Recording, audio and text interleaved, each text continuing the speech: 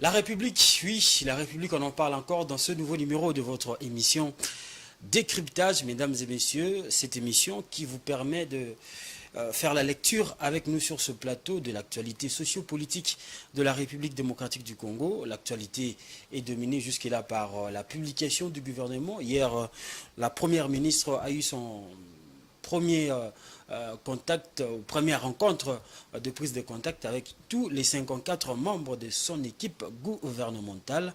On va quand même réfléchir autour de ces gouvernements, un tour d'horizon, savoir ce qu'il en est pour parler de ce sujet principalement. Aujourd'hui, j'ai en face de moi Faustin Tshimanga. Bonsoir. Bonsoir, merci beaucoup pour votre invitation. Vous allez bien? Oui, ça va. Je rappelle que je vous informe ici que Faustin Tshimanga est un communicant de LGD, parti politique cher à Matata Pogno, LDG qui veut dire leadership, gouvernance Pour le développement. pour le développement. Voilà, LGD. Bon, le gouvernement Somino, on va directement aller dans le vif du sujet. Le gouvernement Somino a été rendu public par une ordonnance présidentielle qui a été lue il y a aujourd'hui une semaine. Et comment vous voyez ce gouvernement?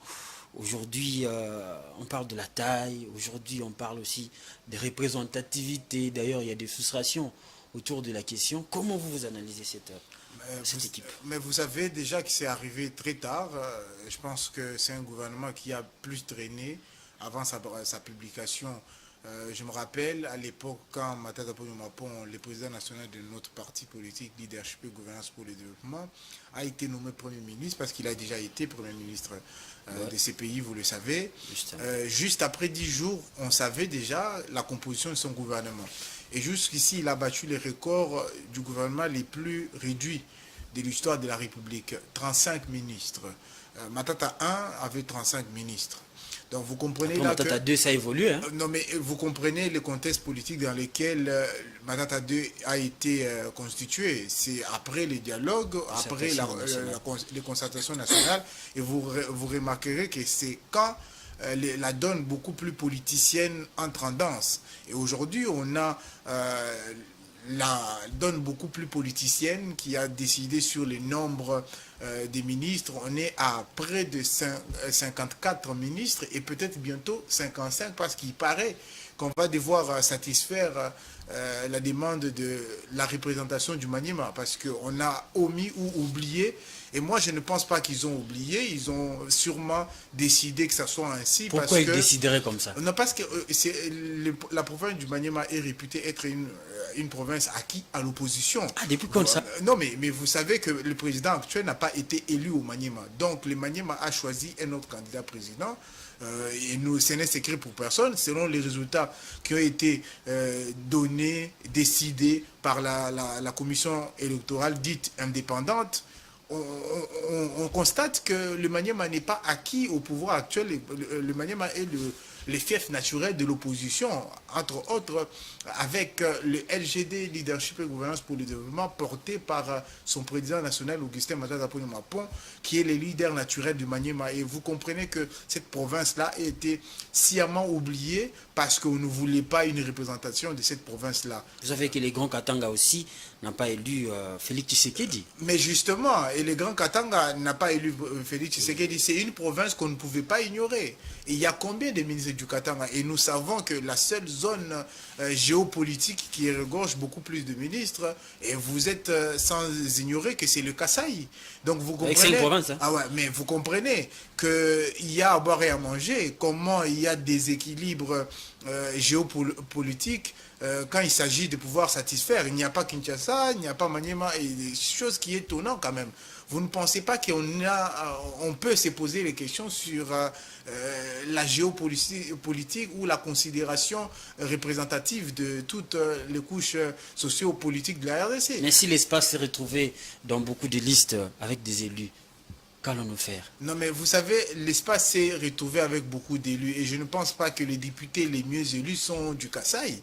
Et nous savons que le Maniema a produit l'un des députés les mieux élus de la République. Et comment vous expliquez que le Maniema ne se retrouve pas dans le gouvernement si ce n'est par une volonté politique de pouvoir ignorer le Maniema parce que c'est une province acquise à l'opposition. Donc vous comprenez là que déjà d'entrée de jeu, on comprend que le gouvernement qui a longtemps duré pour nous révéler la composition, c'est aussi un gouvernement qui ne nous laisse pas très enthousiastes par rapport aux défis qui sont liés à la situation actuelle de la RDC. Mais nous sommes républicains, nous souhaitons bonne chance à ces gouvernements pour qu'ils puissent produire les résultats, parce que nous savons que si résultat il y a, ça sera pour justement ça, la posture républicaine. Oui, effectivement, nous sommes républicains, nous encourageons à ce que les ministres qui ont été choisis en âme et conscience par le président de la République, bien sûr, sur proposition de la Première ministre, puissent répondre aux désirata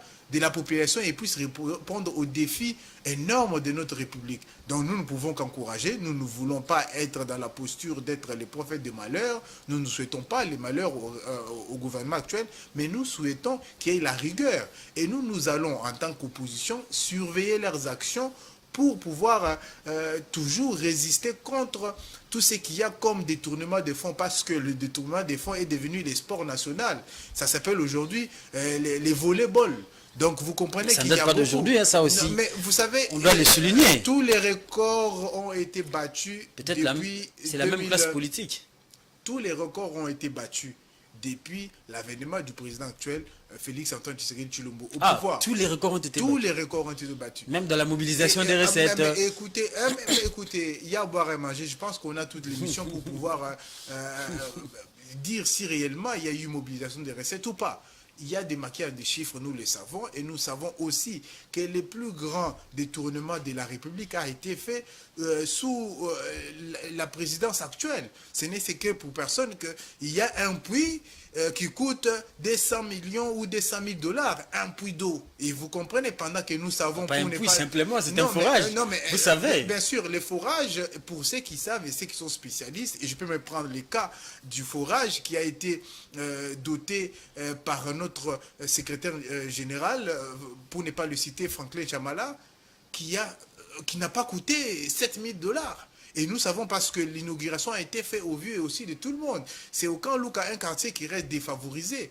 Avec les faibles moyens qu'il a pu avoir pendant la période de campagne électorale, il a inauguré un forage qui a coûté moins de 7 000 dollars. Donc vous comprenez, à Kinshasa, vous comprenez. Et je ne pense pas qu'un forage coûterait 250 000 dollars. Donc, sauf si on nous dit, le forage va produire l'eau, je ne sais pas, l'eau avec du miel à l'intérieur. Donc, vous comprenez que nous devons être sérieux avec la République. Mais ne voyez-vous pas qu'il y a quand même une évolution? Nous venons de 57 membres à 54. Il y avait quand même une évolution. Est-ce qu'évolution il y a par rapport... On vous dit, ils n'ont toujours pas battu les records de Matata Ponyo Mapon. Matata Ponyo Mapon. Mais ce n'est pas aussi l'unité des mesures. Non, mais vous savez que les meilleurs d'entre nous doivent être l'unité de mesure de la bonne gouvernance. Okay. Matata Ponyo Mapon est les meilleurs d'entre nous. C'est comme ça qu'il ne faudrait pas avoir honte de s'inspirer d'un homme comme Matata. Nous savons que les chiffres sont éloquents. Donc, nous savons aussi que Matata Ponyo Mapon a battu les records de nombre de ministres. 35 ministres d'un gouvernement qui a produit plus de résultats que le Sama 1, Sama 2 n'a pas pu produire. Donc, vous comprenez qu'il faut s'inspirer des grands. Monter sur les épaules des grands n'est pas une honte. Matata Ponyo Mapon reste, même si... Les Lumumba ont fait avec des 25, 26, des commissaires généraux. Mais en tout cas, si on doit comparer Lumumba à Matata, vous allez voir que Matata est les meilleurs élèves de Lumumba. Il y a des similitudes. Oui, mais il y a des similitudes. C'est quelqu'un qui milite pour l'indépendance économique, et je vois que Matata Ponyo Mapon est en train d'exceller dans cette logique-là. Il milite pour l'indépendance économique. Et même si les gouvernements actuels font sourd d'oreille parce qu'ils sont en train de s'endetter par les organisations étrangères, on s'endette. Matata Ponyo Mapon, pour ne pas aborder plusieurs dossiers, parce qu'on a toutes les missions pour l'aborder, et vous comprenez que Matata Ponyo Mapon a des points très positifs que nous devons mettre toujours en avant. C'est-à-dire que Matata Ponyo Mapon a laissé le pays avec une dette intérieure de 3 milliards ou 4 milliards maximum. Et aujourd'hui, on a à peu près plus de 11 milliards de dettes extérieures. Déjà. Vous comprenez? Oui. Au bout de 3 ans de gouvernance à peine on parlait de 10 milliards. Aujourd'hui, non, mais on est à 11 milliards. Et vous savez que si les gouvernements assument 10 milliards, attendez-vous que ça soit beaucoup plus, parce qu'ils ne peuvent pas assumer tous les chiffres tels qu'ils sont. Et c'est choquant. Même les 3 milliards... laissé par Matata Ponyo Mapon. C'était pas 3 milliards. C'est un politique. Matata Ponyo Mapon a laissé entre 3 milliards et 4 milliards de dettes extérieures. Aujourd'hui, on est à plus de 10 milliards. Vous comprenez qu'on a régressé. Pendant qu'un travail était fourni avec la volonté de faire des efforts pour ne pas être dépendant de l'étranger, on a pu pouvoir arriver au point d'achèvement, vous n'avez pas oublié, et tout ça c'était au prix des efforts des Congolais. Aujourd'hui, on arrive quand même à finir un programme. Hein. Mais finir quel programme? Quel programme a été fini? Avec le FMI. Quand même. Ah, mais vous savez... Vous parlez des points d'achèvement. Vous savez, je pense que vous faites allusion à ça. Mais le FMI est considéré par Matata Ponyo Mapon comme étant un de malédiction du sous-développement. Dans son dernier livre qui va être rendu public très bientôt, il en parle déjà. Parmi les malédictions du sous-développement, on trouve les programmes du FMI. Il n'y a aucun pays au monde qui a été développé grâce à l'FMI. C'est un secret pour personne. C'est parmi les malédictions du sous-développement. Vous allez peut-être avoir le temps de lire en profondeur les derniers livres de Matata Ponyo Mapon, parce que c'est un de rares qui écrit au moins des livres minimum par année. Et il faut quand même être Matata Ponyo Mapon pour le faire. Des livres minimum par année? Oui, l'année passée. Pas des tribunes ou des... Non. Qu'est-ce que je pense? Ce que je pense, c'est une fois par mois. Et les livres, vous allez voir, il a publié avant les élections un livre intitulé du bidonville.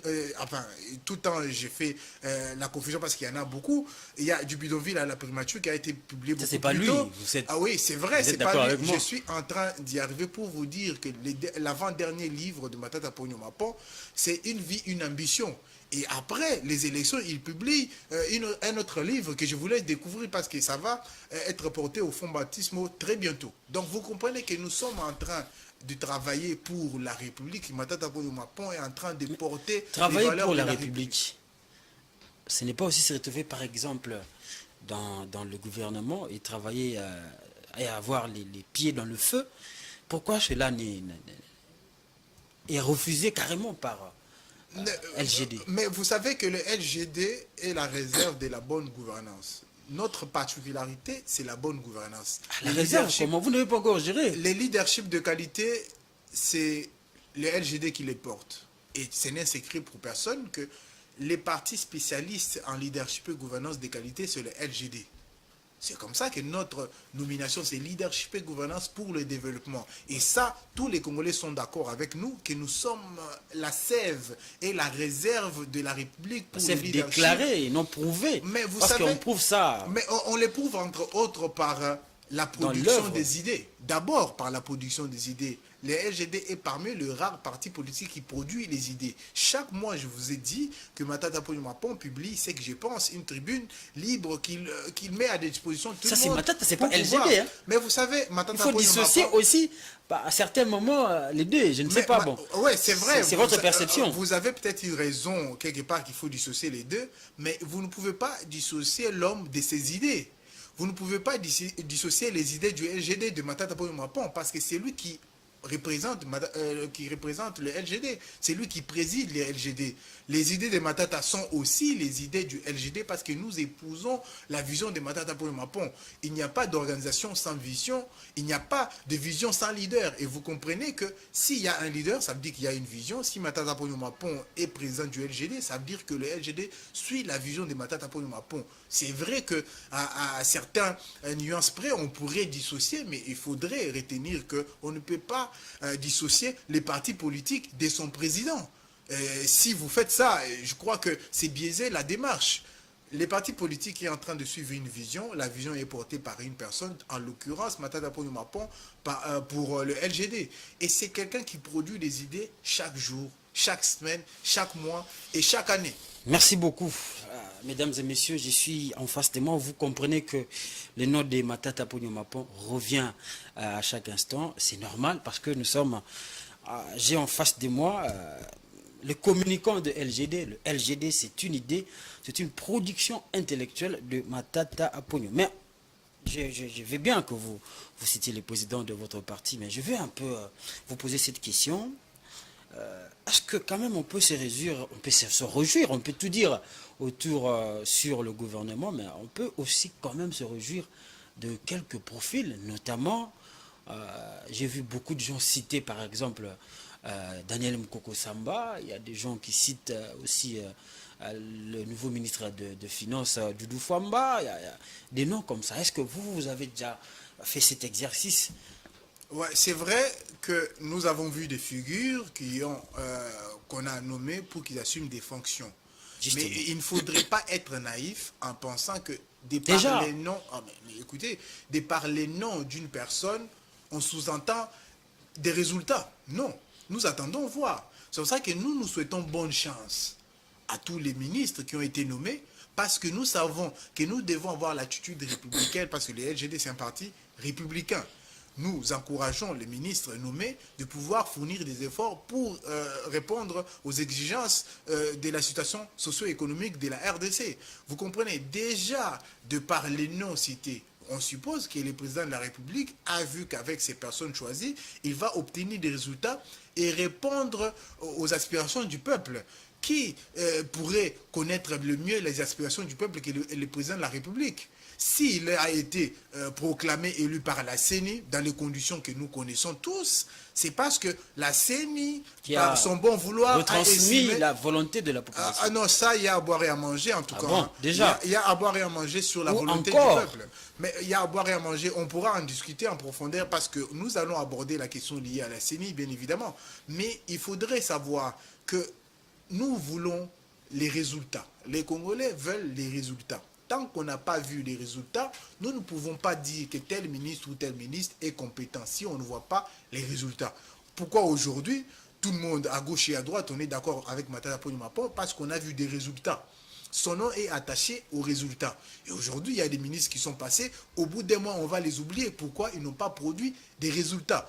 On peut se satisfaire des noms, mais tant qu'il n'y a pas de résultats, on ne pourrait pas dire que tel ou tel ministre a été excellent. On se satisfait des noms justement parce qu'on se réfère, par exemple, à leur passé. Ils ont travaillé dans tel gouvernement, ils ont fait ceci, ils ont travaillé dans telle administration, ils ont fait ceci. C'est pas aussi quand même un péché. Et justement, ils ont travaillé dans une administration. L'administration était animée par quel système d'exploitation? C'est oui à la question. Vous avez, par exemple, pour le cas de Matata Ponyo 1, le gouvernement Matata 1, les systèmes d'exploitation, c'était la rigueur, la ponctualité. Est-ce que ces systèmes d'exploitation, c'est vrai que j'en passe et des meilleurs sur d'autres aspects de ces logiciels qui a produit des résultats. Il y a par exemple la gouvernance de qualité, la rigueur dans le travail, l'obligation des résultats. Tout ça constitue les systèmes d'exploitation Matata qui a permis à ce que les ministres qui étaient dans le gouvernement Matata ont produit des résultats. Mais écoutez, aujourd'hui, nous avons un système d'exploitation Union dite sacrée qui est déjà... Pas Matata, mais pas Union sacrée, mais soumis. Non, Union sacrée. Elle est membre d'Union sacrée, sauf si vous me dites qu'elle n'est pas membre de l'Union sacrée, ça m'étonnerait. Elle est membre de l'UDPS et l'UDPS est parmi les têtes des listes de l'Union dite sacrée. Vous comprenez que les systèmes d'exploitation Union sacrée est infesté de virus. Et comment vous pensez... Oui, les systèmes d'exploitation Union sacrée a des virus. Et ils n'ont pas installé des antivirus pour ceux qui suivent ou qui utilisent les outils informatiques. On va vous rappeler peut-être IGF, c'est pas un antivirus, ça? IGF... Ça a été beaucoup rendu public à travers des faits. Mais quelle enquête a abouti aux condamnations ou aux sanctions liées au travail de l'IGF? C'est vrai qu'on peut se satisfaire des éclats, des buzz sur les réseaux sociaux et autres. Mais en tout cas, moi, à ma connaissance, il n'y a pas eu un procès qui s'est soldé par une condamnation ou un remboursement de l'argent volé parce que l'IGF aurait fait son travail. Donc, il ne faut pas se satisfaire par rapport aux campagnes médiatiques qui sont faites autour de l'IGF. Je pense que l'IGF, s'il voulait avoir réellement des résultats, il devrait être beaucoup plus discret. Ils sont en train de faire de la propagande, mais nous n'avons pas encore vu des résultats. Donc, les virus restent intacts dans le système d'exploitation Union sacrée, et je pense qu'il faudrait d'abord trouver des antivirus. Parce qu'il y a un système... Ce qui n'est pas encore trouvé. Je ne pense pas. Et déjà, les tractations qui sont faites autour du gouvernement et la sortie du gouvernement les prouvent qu'il y a des virus au sein de l'Union sacrée. Comment ça? Même pour les tractations, en vue de constituer le gouvernement et Mais de vous. s'il y a un système d'exploitation qui est basé sur la rigueur, sur la ponctualité, sur les exigences du travail, sur l'exigence du résultat, j'allais dire, comme à l'époque avec Matata 1, on n'avait pas besoin d'un mois ou de deux pour pouvoir décider sur la composition du gouvernement. Je vous ai dit tout à l'heure, et je vous ai rappelé, je sais que vous le savez, que Matata Ponyo Mapon a eu besoin de 10 jours pour pouvoir nous rendre public sa composition. Ça veut dire qu'il était animé d'un système d'exploitation fiable. Mais est-ce que un système d'exploitation qui a eu plusieurs... Vous voulez dire que l'AMPT est un système d'exploitation fiable? Non, mais imaginez que vous mettez une commande dans l'ordinateur et l'ordinateur vous demande de réagir et l'ordinateur réagit après 2 jours. Vous pensez que vous allez produire des résultats? Je ne pense pas. Pendant qu'un bon système d'exploitation permettra ce que quand vous cliquez sur la demande des résultats, il y a des résultats effectivement. Voilà. Et le gouvernement siminois, j'allais dire, excusez-moi, Madame la Première ministre, que ces gouvernements n'est pas assis sur un bon système d'exploitation. Et j'ose croire, pour ne pas être pessimiste, que les résultats dépendront de la capacité de la Première ministre de pouvoir enlever les virus qui est dans le système. Et je pense qu'il va avoir du pain sur la planche parce que la tâche ne sera pas facile. On connaît comment l'écosystème politique de l'Union dite sacrée est en train de fonctionner. Et je pense que nous sommes en train d'aller vers le déclin de cette famille politique. Comment ça, n'est pas vers le déclin? Nous sommes en 2024, je vous rappelle. Non, mais on est en 2024. Oui, c'est vrai. 2024 et 2028, ce n'est pas loin. C'est comme ça que nous, on était prévoyants. Nous sommes prévoyants au LGD. Comment ça va? Avec quoi? Avec notamment l'organisation du conclave politique, qui a statué sur l'état du parti, qui a statué sur les élections de 2023. On va parler de votre conclave, bien évidemment, mais on revient encore autour de ce gouvernement. Pas du gouvernement, mais on va parler du pays, bien évidemment. Il est clair aussi que le pays est dirigé par un gouvernement. Quand vous voyez le Congo, vous en tant qu'analyste politique, vous en tant que citoyen congolais, est-ce que nous avons des priorités? Si vous pouvez épingler quelques-unes. Non, mais vous savez, tout est prioritaire en RDC maintenant. Comment ça? Puisque nous avons beaucoup traîné pour emprunter la voie salutaire du développement qui est le leadership et la gouvernance de qualité. Tout devient prioritaire. Indispensable. Indispensable. Si on veut faire un bond en avant, il faut investir sur les capitales humains. C'est une priorité des priorités. Et ceux qui sont en train de construire leur politique sur base de la guerre à l'Est pourront me jeter des pierres. Mais je ne dis pas que le problème de l'Est n'est pas une priorité.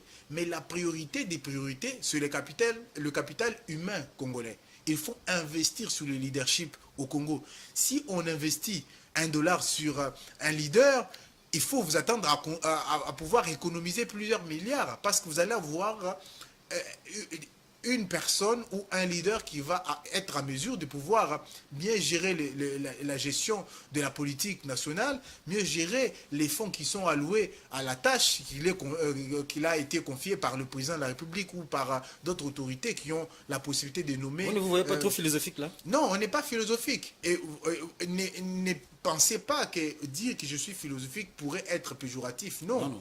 Même si j'assumais que j'étais beaucoup plus philosophique, il n'y a aucune politique qui peut s'appliquer sans philosophie. Il faut penser avant d'agir. C'est la faiblesse de l'Union dite sacrée. Ils agissent, ils ne pensent pas avant. Nous, on anticipe. On réfléchit avant d'agir. On réfléchit avant de proposer. Mais vous allez réfléchir autour de quoi? Il y a des priorités. Est-ce qu'il y a, comme je l'ai dit, des priorités sur lesquelles on peut s'attaquer et puis rapidement trouver des solutions aux problèmes des Congolais? Première priorité, le leadership.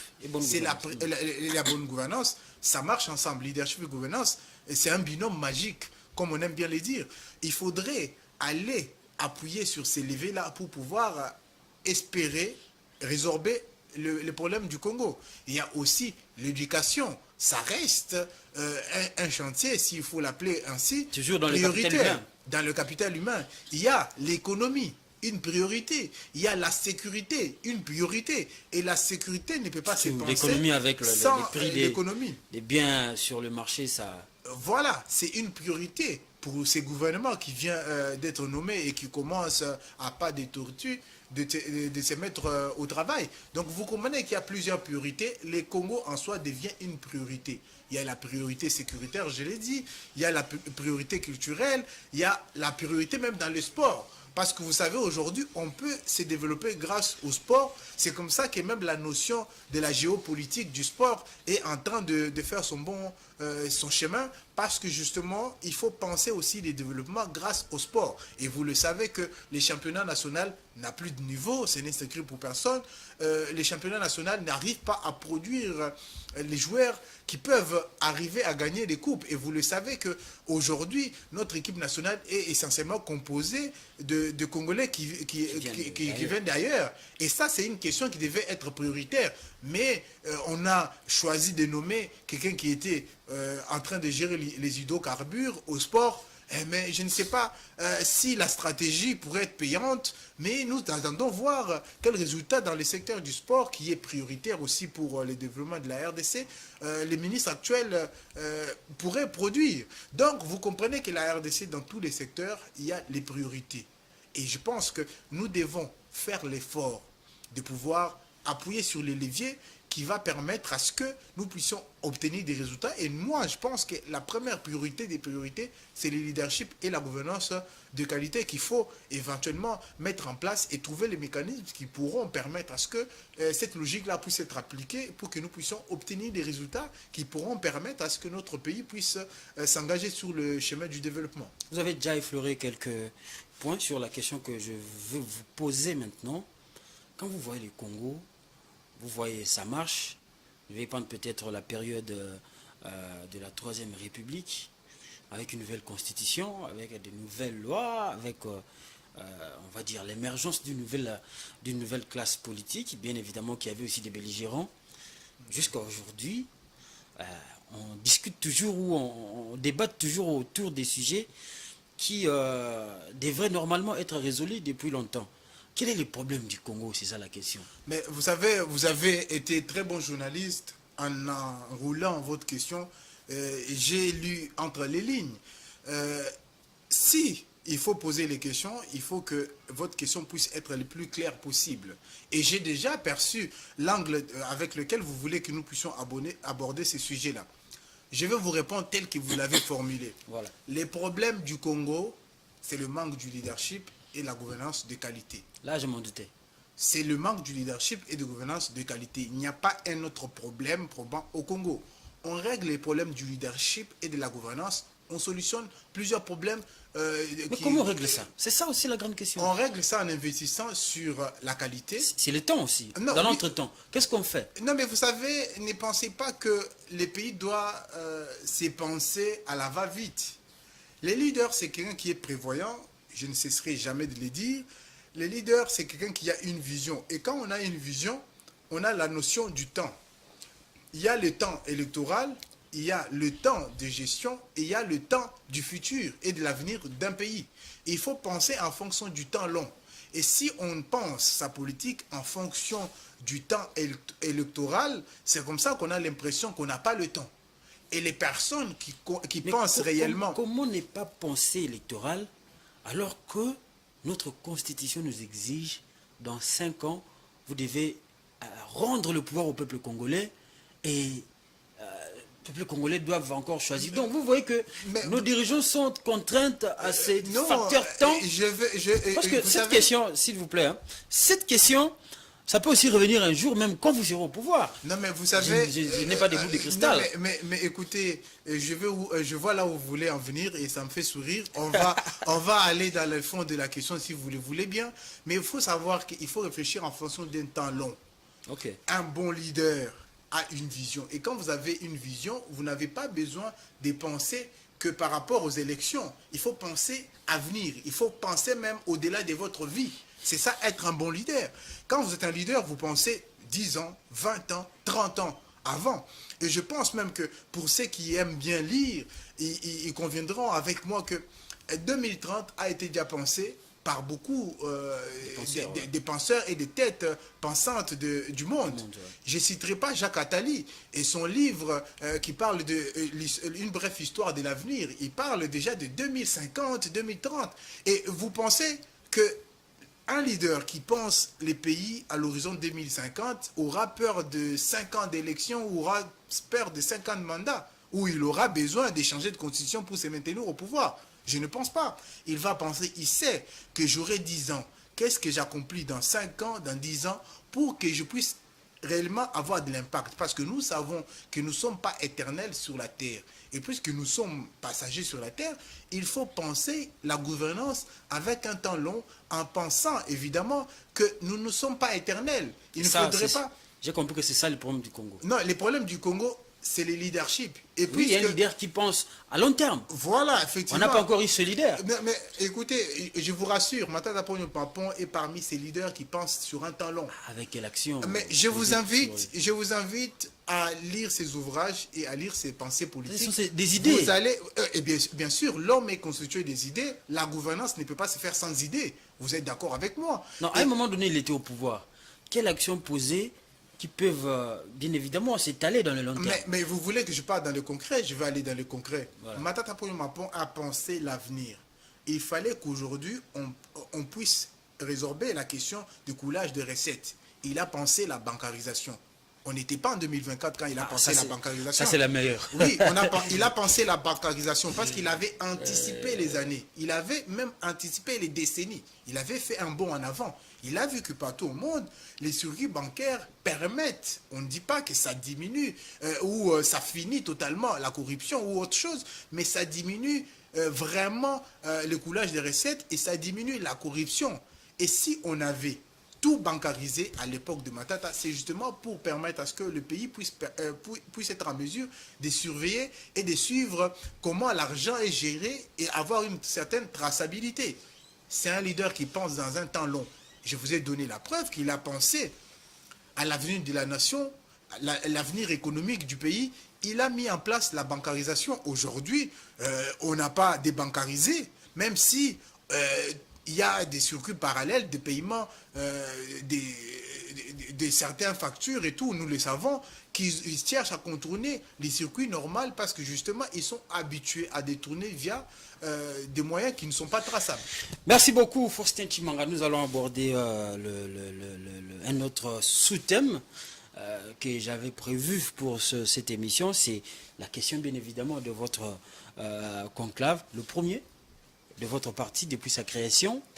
Mais je m'en voudrais si je ne dis pas ou je ne parle pas de ce message. J'ai eu beaucoup de messages avec l'émission du lundi que j'ai passé ici avec M. Mike Kibaka de Nouvel Élan. Et voilà, on a parlé de l'enseignement primaire et secondaire avec la gratuité de l'enseignement où les enseignants, il avait dit que les enseignants gagnent 200, 250 000. Mais j'ai eu un appel, mais aussi des messages des enseignants qui ont dit que les enseignants de Kinshasa, par exemple, gagnent 395 000 francs. Voilà, c'était le message que je devrais passer. Mais il a dit, c'est 395 000 francs congolais. Et ce qu'il m'a dit en lingala, ils permettent à été, même s'il prend seulement 2 rubriques des dépenses de sa vie, transport, Nandaku, le transport et le loyer, ça ne peut pas, avec ses 5 enfants, les scolariser, d'autres sont à l'université, c'est compliqué. Bon, le deuxième message, c'était par rapport à la nomination du gouvernement, c'était M. Ricky qui m'a envoyé un message disant que dans le gouvernement, il y a certainement des Congolais qui ne le sont pas à 100% et ça pose le problème de la loyauté à la nation. Il s'appelle Ricky, je ne vais pas aller loin avec son nom parce que je ne veux pas qu'il s'attire des ennuis. Voilà, nous sommes sur ce plateau avec M. Faustin Chimanga, l'homme de la clarté du parti politique Leadership gouvernance pour le développement. Vous avez organisé récemment, nous sommes déjà en train d'aller vers la fin de cette émission, ça est vite, mais c'est passionnant. Vous avez organisé votre, bien évidemment, conclave, le premier, on l'a dit ici, Et parmi les idées qui sont sorties, surtout dans les réseaux sociaux, mais aussi dans les médias traditionnels, par exemple la question de la Constitution. Pourquoi vous ne voulez pas qu'on change ou on modifie cette Constitution? Alors que c'est une œuvre humaine qui peut porter des erreurs et des imperfections, et ça peut être justement rentrer dans les circuits de la perfection et parfaire les choses. Pourquoi pas avancer que vous pensez que nous devons garder cette Constitution? Comme vous l'avez dit, nous avons été en conclave politique du 30 au 1er juin 2024. Du 30 mai Du 30 mai au 1er juin 2024. Le parti politique Leadership et Gouvernance pour le Développement, c'est un parti qui se veut l'alternative pour la bonne gouvernance de la RDC.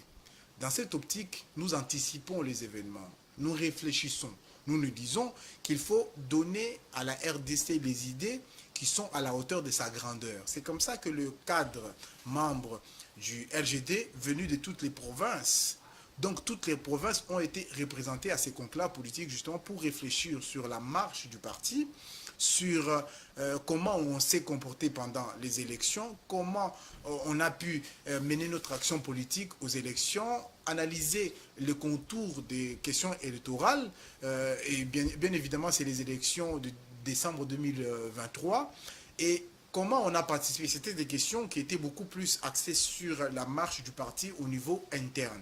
Mais au-delà de ça, nous avons analysé la situation sociopolitique de la RDC et on a analysé aussi les questions de l'heure, notamment la question sur le changement de la Constitution. La possibilité, ouais. À l'issue du conclave politique, les camarades conclavistes et le camarade du parti en général ont décidé, avec leur président national, Augustin Matata Ponyo-Mapon, que nous ne pouvons pas toucher à la Constitution. Les pouvoirs actuels ont touché à l'argent des lampadaires, on les permet de toucher. Ils ont touché à l'argent des forages, ils peuvent toucher.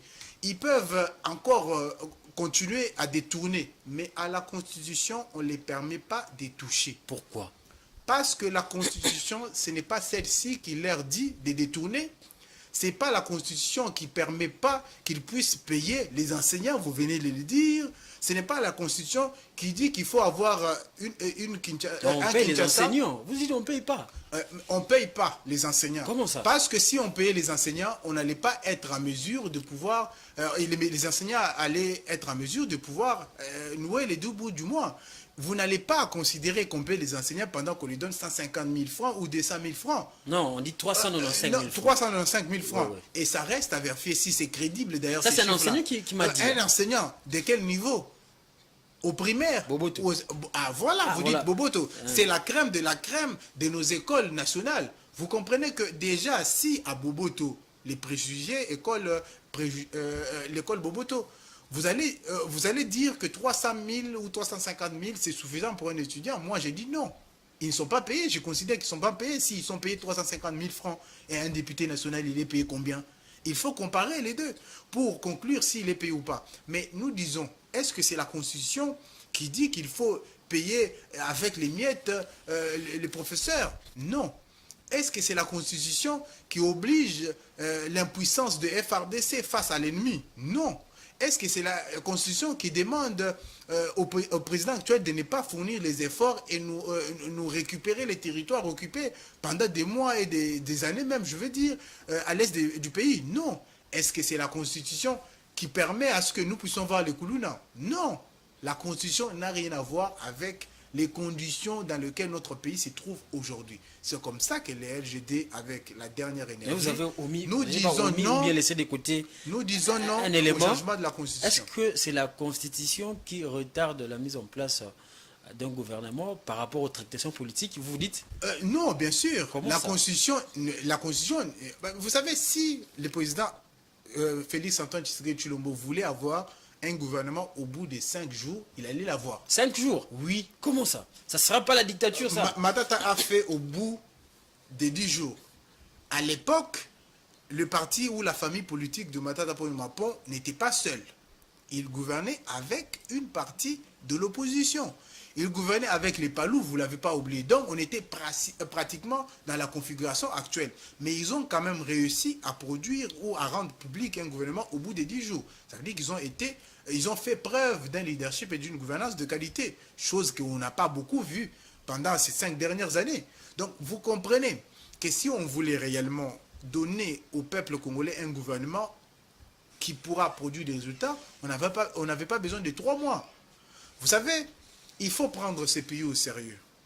On veut satisfaire les égos ou on veut obtenir des résultats. Il faut faire le choix. S'ils veulent satisfaire les égos politiques, ils peuvent continuer à vouloir. Mais 2028, ce n'est pas aussi loin que ça. Et si, déjà aujourd'hui, c'est ce qui tue. Déjà, à peine après les élections, on réfléchit 2028. Non, il faut être... Après 2028, on réfléchit 2033. Non, mais il faut être prévoyant. Il faut être prévoyant. Et si on part concourir aux élections, c'est en sachant qu'on aura 5 ans pour accomplir ce qu'on promet. Si on tient ou on fait l'effort de tenir ses promesses, pour un leader qui tient ses promesses, il sait que je vais devoir tenir mes promesses au bout de 5 ans. Et quand un leader est prévoyant, je ne cesserai pas de le dire, comme Matata Poyomapon, il présente aux Congolais un programme sur 5 ans. Et nous, on a présenté le programme aux Congolais sur 4 ans. Parce qu'on savait qu'on ne peut pas tout faire en 5 ans. Il fallait prendre une année pour pouvoir consolider ce qui va être comme acquis. Par exemple, s'il faut reprendre un peu les verbatims du camp aujourd'hui qui est dans les désordres total, vous comprenez que les acquis qui devaient protéger, on se demande c'est lesquels. Donc, on a pensé qu'il faut gouverner pendant 5 ans. On a proposé aux Congolais un programme sur 4 ans. C'est ce qui est dans le programme renoué avec notre destin de grandeur qui va certainement être mis à jour et encore une fois présenté à la bonne heure aux Congolais pour qu'ils puissent choisir le leadership de qualité. Donc vous comprenez qu'il faut être prévoyant, préparer la gestion même avant d'aller demander le mandat au peuple congolais. Et si on n'anticipe pas, on va se retrouver en train de tâtonner, on va faire des promesses en promesses, et on ne va jamais habiter dans l'Allemagne d'Afrique. Donc vous comprenez que nous devons prendre au sérieux ces pays, et ce n'est pas la Constitution qui est en train de tout bloquer. La Constitution, elle est là. On a produit des résultats économiques avec cette même Constitution.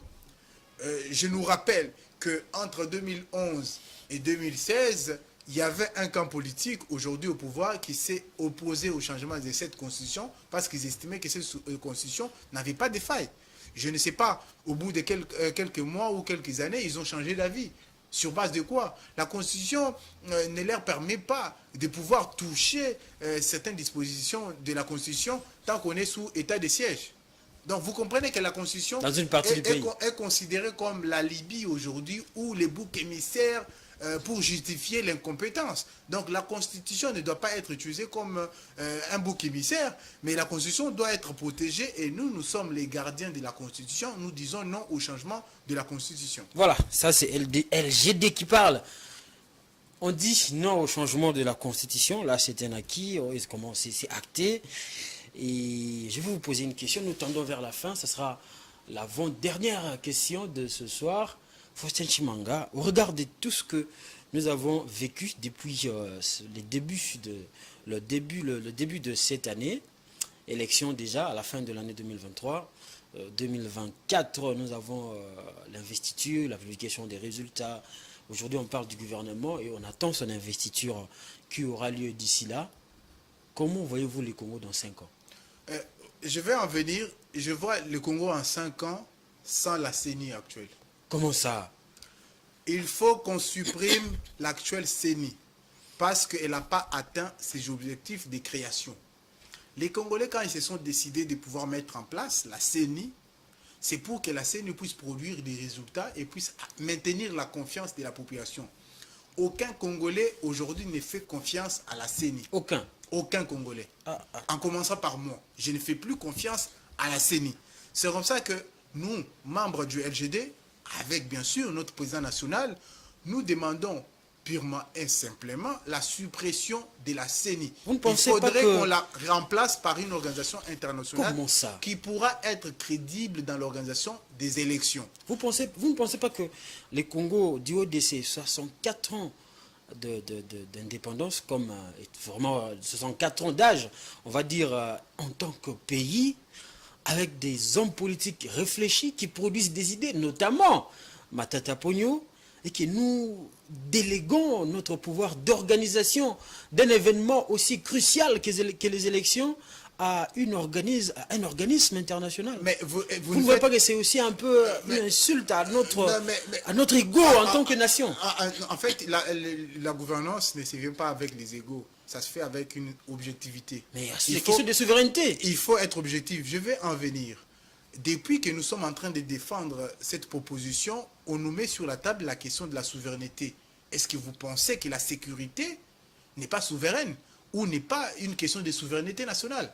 Mais aujourd'hui, nous avons légué la sécurité. Je vais en venir. On n'a pas légué. On a légué la sécurité du peuple congolais par les organisations internationales. Comment ça? Les EAC, c'est congolais? Ce n'est pas congolais. Mais ils travaillent concomitamment. Il y a combien? Mais bien sûr, l'organisation internationale qui va venir. Non, ils sont dans l'observation. Non, ils sont dans la révision du fichier électoral. C'est déjà ça. Mais vous savez, ils nous aident avec ça. Mais vous savez, la CENI produit les machines à voter. Quelle société congolaise produit les machines à voter?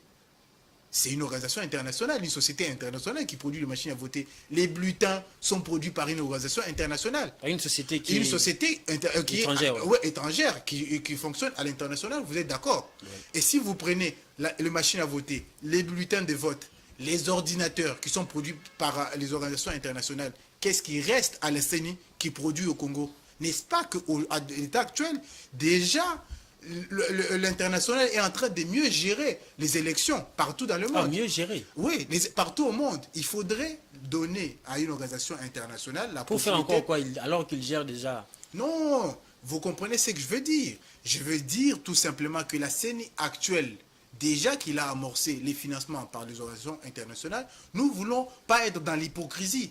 Faire semblant que nous sommes en train de gérer par l'ego nationaliste pendant que nous léguons tout aux étrangers, mais nous devons supprimer la CENI pour permettre à ce que la confiance revienne. Parce que les peuples congolais n'ont plus confiance.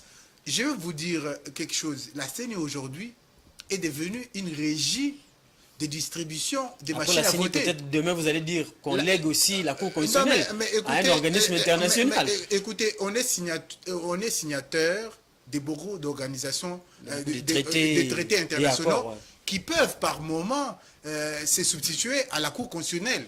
Les juristes le savent. Donc vous comprenez que on ne peut plus exister dans un pays comme si on était nous-mêmes, dans un pays où on organise les élections de mauvaise qualité. Et nous disons qu'il faut supprimer la CENI. Ça serait une première dans le monde, vous êtes d'accord avec moi? Il faut supprimer la CENI. Il faut supprimer la CENI, ça reste une proposition. Il faut supprimer la CENI et la remplacer par une organisation internationale qui va organiser les élections pour permettre à ce que les élections soient réellement démocratiques et transparentes. Parce que la CENI, au lieu, il a voulu être un peu comme la régie des eaux, ils sont devenus la régie de distribution des machines à voter. On a retrouvé les machines à voter même dans les chambres à coucher de certains politiques congolais. On se pose des questions. Pourquoi ça? Nous vous disons tout simplement qu'il faut supprimer cette CENI parce qu'il n'a pas obtenu les résultats pour lesquels on l'a créé. Et nous pensons que pour solutionner les questions de crise post-électorale, il faut supprimer la CENI pure et simplement. Et brièvement, dans les 5 ans, vous ne voyez qu'une CENI inexistante avec un organisme international où vous voyez aussi les pays dans d'autres facettes. En tout cas, les pays dans la direction où il est en train d'aller, si on ne rectifie pas les tirs sur le leadership et la gouvernance de qualité, les 5 années risquent d'être sombres. Et déjà, on a l'avant-goût des 5 ans que nous allons vivre avec les tractations autour du gouvernement actuel ou la composition du gouvernement actuel. On a l'avant-goût. Et ne vous attendez pas à grand-chose. Et je demande aux Congolais d'être optimistes pour l'avenir. Et pour être optimiste, il faut se connecter aux personnes qui ont la pensée politique vous permettant d'être optimiste. Une pensée quand même inféodée par les idéologies et voilà, des pensées politiques. Non mais écoutez, c'est vrai, il n'y a pas d'idéologie politique sans idée politique. Ça serait illogique. Toute pensée politique, toute idée politique forme l'idéologie. Et c'est l'idéologie du LGD que je demande aux Congolais qui veulent réellement le changement de suivre et permettre à ce que l'avenir puisse être construit sur le leadership et la gouvernance de qualité. Ça pourra permettre à ce que nous puissions renouer avec notre destin de grandeur. Merci beaucoup, Faustin Chimanga. Merci beaucoup pour votre invitation. Voilà, à vous, chers téléspectateurs, nous disons merci de nous avoir suivis durant toute cette émission. Nous sommes arrivés pratiquement à la fin. Et si vous nous avez suivis ou capté 5 sur 5 chez vous, il faut dire merci à Guilain Boutella, il faut dire merci à Papa Eddy, notre papa national, Eddy Kani, Eddy, votre papa Eddy, bien évidemment. Il faut dire merci aussi à Giscard Tamba. Et quant à moi, je vous dis bonsoir et nous nous retrouvons très prochainement, c'est pas loin, c'est ce lundi à la même heure, mais aussi à la même chaîne Géopolis Télévision, votre chaîne.